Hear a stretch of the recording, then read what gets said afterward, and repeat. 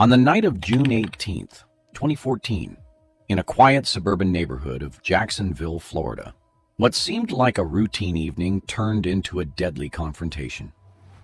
Harold Matthews, a retired police officer and respected member of the community, was found shot dead in his own living room. The initial report suggested a robbery gone wrong, but the reality was far more sinister.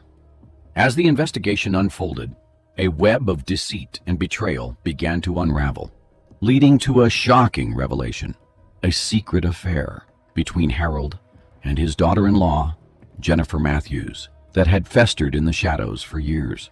Jennifer Matthews, 35, had always taken pride in being the glue that held her family together.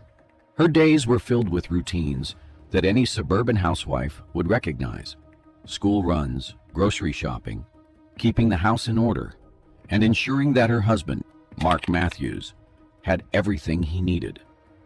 Mark was a successful real estate agent, well known in Jacksonville for his charm and knack for closing deals. He often worked late, attending networking events or showing properties to clients, leaving Jennifer to manage the household and care for their two young children, Emma and Lucas. In 2008, tragedy struck the Matthews family when Harold Matthews, Mark's father, lost his wife to cancer. Harold had always been a stoic man, his years as a police officer teaching him to mask his emotions. But the loss of his wife left him shattered in ways that even he couldn't hide. He began spending more time at Mark and Jennifer's home, seeking the comfort of family to fill the void his wife's death had left behind. Jennifer, always compassionate, took it upon herself to be there for Harold. She would invite him over for dinner, make his favorite meals, and listen as he reminisced about his late wife. She saw it as her duty to support him, especially since Mark seemed to be growing distant, consumed by his work and the pressure of providing for the family. Harold, on the other hand, found solace in Jennifer's presence. The first time Harold looked at Jennifer with something other than fatherly affection, it caught him by surprise. It was a chilly evening in December 2009 when Jennifer had wrapped a blanket around Harold's shoulders as they sat on the porch after dinner. She had leaned in to adjust the blanket, and their eyes met. There was a spark, a moment of unspoken connection that neither could ignore. They quickly looked away, but the seed had been planted. Months passed, and the unspoken tension between them grew. Jennifer found herself looking forward to Harold's visits more than she should have. She would catch herself daydreaming about him, then quickly push the thoughts away, ashamed of the direction her mind was taking. Harold, too, was struggling. He knew it was wrong. Jennifer was his daughter-in-law, the mother of his grandchildren. But the feelings he had buried since his wife's death were resurfacing in ways he hadn't expected. It wasn't until the spring of 2010 that things took a turn. One evening, after Mark had left for a business trip, Harold stayed late at the house, helping Jennifer fix a leaky faucet. The children were asleep, and the house was quiet. As they worked together in the kitchen, their hands brushed against each other, and without thinking, Harold leaned in and kissed Jennifer. She pulled back, shocked, but the kiss had ignited something in both of them that couldn't be easily extinguished. That night, they didn't speak about what had happened, but the air was thick with tension. Harold left shortly after, but neither could forget the kiss. Over the next few weeks, they avoided each other, trying to pretend nothing had changed, but the pull between them was too strong. By the summer of 2010, they could no longer resist.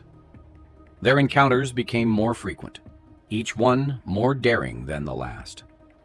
They were careful, always meeting in places where they wouldn't be recognized.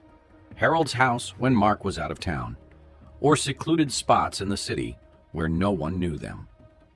For years they maintained the affair, each aware of the consequences, but too deeply entangled to stop. Harold felt alive again, something he hadn't felt since his wife's death.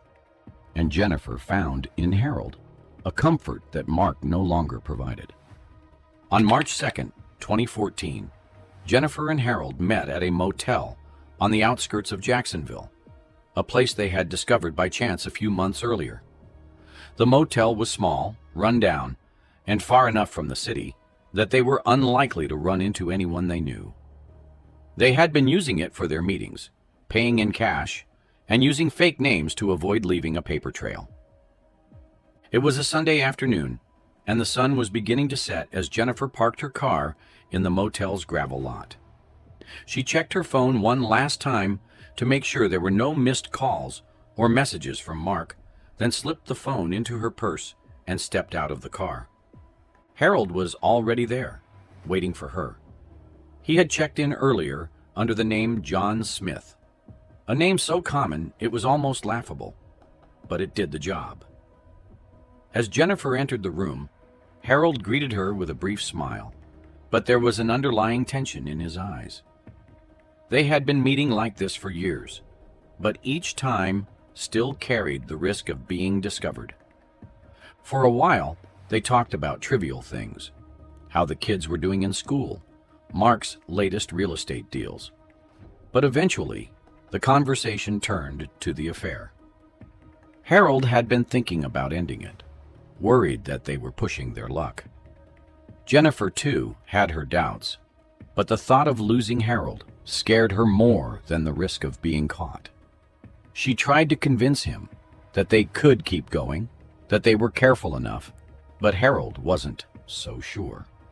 After their meeting, Jennifer drove home, her mind racing. When she arrived home, she found Mark sitting in the living room, staring at the TV, but not really watching it. His expression was distant, and he barely acknowledged her when she walked in. Jennifer noticed the tension in his posture, the way his jaw was clenched, but she didn't press him about it. She assumed it was stress from work, unaware that Mark's suspicions had begun to take root. Unbeknownst to Jennifer, Mark had noticed changes in her behavior over the past few months. She was more secretive, always making excuses to leave the house, and he had caught her on the phone a few times, quickly ending the call when he entered the room. Mark wasn't a man who jumped to conclusions, but the signs were there, and he couldn't ignore them. As Jennifer went through the motions of her evening routine, making dinner, helping the kids with their homework, getting them ready for bed, she tried to push her worries aside. But the nagging feeling persisted, a sense that everything she had worked so hard to hide was beginning to unravel. It was a typical Saturday afternoon when Mark Matthews stumbled upon the key that would shatter the illusion of his marriage. Jennifer had left her purse on the kitchen counter while she was out in the garden with the kids. Mark, looking for some cash to pay the lawn care guy, reached into the purse and felt the cold, unfamiliar metal of a key. He pulled it out, puzzled by its appearance. The key wasn't one he recognized, certainly not for their home, car, or any other property he was aware of. Mark's mind began to race. Why would Jennifer have a key he didn't know about? A creeping suspicion that had been gnawing at him for months suddenly took root. He didn't confront her right away. Instead, he slipped the key into his pocket, deciding to investigate further before making any accusations. That evening, he was quieter than usual, watching Jennifer more closely as they went through their usual routines. Dinner with the kids, putting them to bed, and then settling on the couch to watch TV. Jennifer didn't seem to notice the change in him, or if she did, she didn't let on. In the days that followed, Mark became increasingly paranoid. He started checking Jennifer's phone when she wasn't looking, scanning her messages for anything suspicious. But Jennifer was careful, deleting any incriminating texts or calls. The key, however, was a physical clue, something he could trace. On March 22nd, 2014, while Jennifer was out running errands, Mark took the key to a local locksmith. The locksmith a man in his late 50s with a graying beard, examined it carefully. "This is for an older lock," he said, turning the key over in his hands. "Not something you'd find on a new property. Maybe a motel or an older building." Mark's heart sank. He thanked the locksmith and left, his mind now racing with dark possibilities. A motel key? Why would Jennifer have a motel key? The answer seemed obvious, but Mark needed proof. April 6, 2014, Jennifer and Harold had been meeting less frequently since Mark found the key, both of them growing increasingly wary of being caught. But the desire to see each other was too strong, and they arranged another meeting at the same motel they had been using for years. It was a rainy Sunday evening when they arrived, both tense and on edge. They sat at the small table, Harold fiddling with his wedding ring, a habit he had never been able to break, even after his wife's death. Finally, Harold broke the silence, expressing the need to end the affair with Jennifer. He conveyed his concern, his voice low but firm, about the dangers they were courting. He emphasized that they were playing with fire, and that it was only a matter of time before someone uncovered their secret. Jennifer, filled with fear, looked at Harold with wide eyes. She struggled with the idea of stopping the affair, expressing her deep care for him and her reluctance to lose what they had. Despite her feelings, Harold remained resolute. He sighed, rubbing his temples as if trying to ward off a headache, and acknowledged that he cared about her too. However, he pointed out the dangers involved, especially if Mark or the children were to find out. He reminded her that although they had been fortunate so far, luck could not be relied upon indefinitely. The conversation became heated, with Jennifer pleading for them to continue, and Harold insisting that they stop before they destroyed their families. The tension between them was palpable, each of them battling their own desires against the reality of their situation. On April 10th, 2014, Mark made the decision to hire a private investigator. He had never done anything like this before, but the doubt and suspicion gnawed at him day and night. The private investigator, a former cop named Tom Grayson, was known for his discretion and thoroughness. Mark met with him at a small diner on the edge of town, far from anyone who might recognize them. Tom listened carefully as Mark expressed his concerns, nodding as he took notes. Tom then informed Mark that he would need a week, possibly two, to gather the evidence Mark was seeking. He reassured Mark in a professional tone that if Jennifer was involved with someone else, they would uncover the truth. Mark handed over a manila envelope containing photos of Jennifer and a motel key, emphasizing his need to know the truth. His voice was strained, reflecting the weight of the situation. Tom accepted the envelope, assuring Mark that he would have the answers soon enough. For the next week, Mark's anxiety intensified.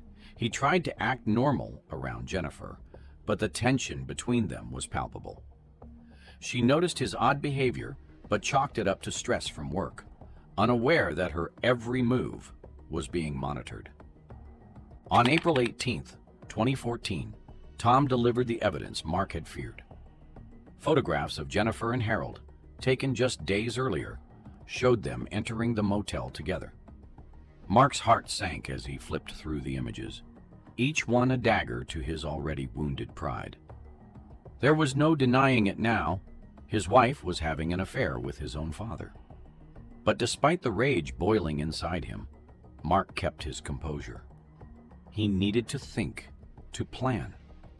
Confronting Jennifer or Harold in the heat of the moment could lead to a disaster. The evening of May 2nd, 2014, was unusually quiet in the Matthews household. Mark had been holding on to his rage for weeks, waiting for the right moment to confront Jennifer.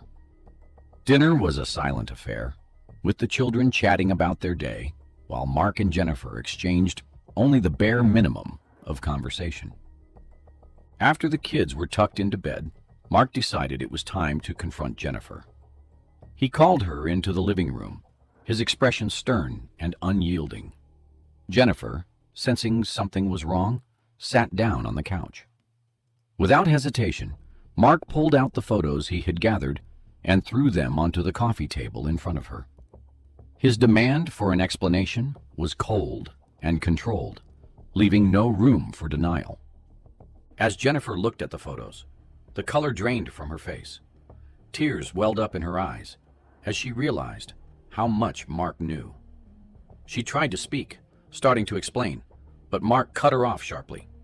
He made it clear that he didn't want to hear any justifications, demanding to know how long she had been sneaking around behind his back with his father. Jennifer broke down, sobbing as she confessed everything. She begged for forgiveness, swearing that she still loved Mark and that she had made a terrible mistake. But Mark was beyond hearing her words. He stormed out of the house, leaving Jennifer alone with her guilt and fear. He drove for hours, his mind a whirlwind of anger, betrayal, and a thirst for revenge. When he finally stopped, he found himself outside Harold's house. The sight of the familiar home filled him with rage. He pounded on the door, and when Harold answered, the confrontation erupted into a violent argument. Mark accused his father of the ultimate betrayal, and Harold, caught off guard, tried to defend himself. But Mark's anger was uncontrollable. The fight turned physical, with both men grappling before Mark finally left, vowing revenge. The fear that Mark might act on his threats haunted Jennifer. She had never seen him so enraged, and the memory of his outburst left her shaken. She confided in her closest friend, Sarah, a woman she had known since college. They met at a small cafe on May 15th, 2014, where Jennifer poured out her heart, revealing the affair and the confrontation with Mark. Sarah was in shock as she processed what Jennifer had just told her, her expression a mix of concern and disbelief. She urged Jennifer to leave, warning her that Mark was dangerous in his current state and that there was no way to predict what he might do. Jennifer, however, was torn. The idea of leaving Mark meant not only ending her marriage, but also uprooting her children's lives. She expressed her fear and uncertainty to Sarah, admitting that she was scared, but didn't want to cause any harm to the kids. In response, Sarah reached across the table and squeezed Jennifer's hand, emphasizing the need for Jennifer to protect herself and her children. She stressed that if Mark was as angry as Jennifer described, she needed to be prepared for anything that might happen. Jennifer nodded, but deep down, she wasn't sure she could go through with it. She was trapped, paralyzed by her guilt and fear, unable to see a way out. Mark's anger festered, consuming him day by day. He couldn't shake the images of Jennifer and Harold together, and the more he thought about it, the more he wanted to make them both pay. By June 5th, 2014, his thoughts had turned darker, and he began to meticulously plan his revenge. He purchased a gun from a shady dealer on the outskirts of town, a transaction that was quick and untraceable. Mark knew enough to cover his tracks, to make sure there was no connection between him and the weapon. He stored the gun in a locked box in the garage, hidden beneath a pile of old tools and boxes that hadn't been touched in years. Each day, as he went through his normal routine, Mark's thoughts were consumed with the details of his plan. He rehearsed it in his mind repeatedly, envisioning every step, every possible scenario, until it felt like second nature. The day of reckoning finally arrived on June 18th, 2014. Mark had waited for this moment, biding his time until he was certain Harold would be alone. That evening, after watching Harold enter his house alone, Mark decided it was time. He retrieved the gun from its hiding place, placing it carefully into a bag, along with a pair of gloves. As he drove to Harold's house, the gravity of what he was about to do pressed heavily on him, but it was drowned out by the overwhelming need for vengeance. Mark arrived at Harold's house just after 8 p.m. The sun was beginning to set, casting long shadows across the front yard. He parked a few houses down the street, far enough away to avoid drawing attention. With the gun concealed under his jacket, Mark approached the house, using the spare key he had taken from Harold years ago. The lock clicked quietly as he turned the key, and he slipped inside, closing the door softly behind him. The house was quiet, the only sound coming from the faint hum of the refrigerator in the kitchen. Mark moved silently through the hallway, his heart pounding in his chest. He found Harold sitting in the living room, reading a book, unaware of the danger lurking just a few feet away. Without hesitation, Mark stepped forward, pulling the gun from his jacket. Harold looked up, his eyes widening in shock as he recognized the figure standing before him. There was no time for words, no chance for explanations. Mark raised the gun and fired twice, the sound of the shots echoing through the empty house.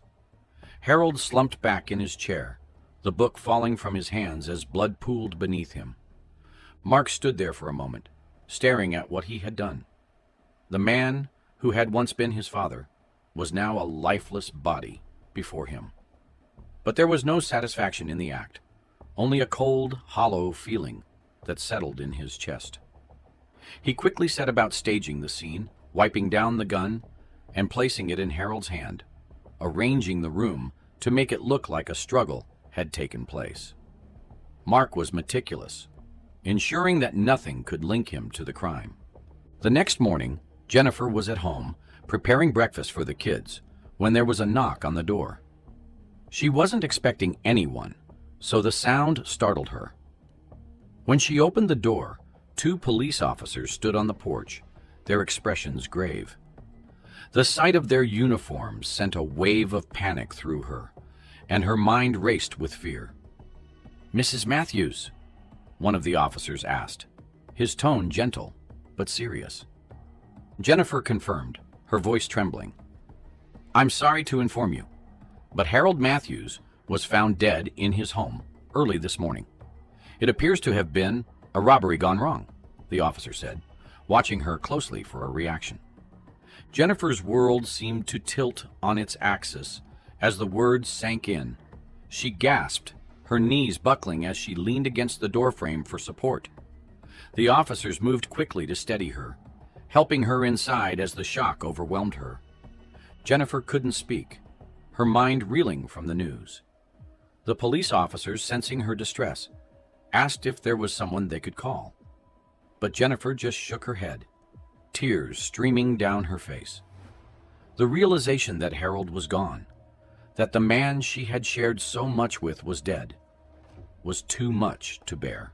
The investigation into Harold's death began immediately. The initial assessment by the police pointed to a botched robbery, but something about the scene didn't sit right with the lead detective, John Harris. He had known Harold from his days on the force and knew the man was no easy target. There were too many inconsistencies, too many unanswered questions. As the police interviewed friends and family, the truth about Jennifer's affair with Harold began to surface.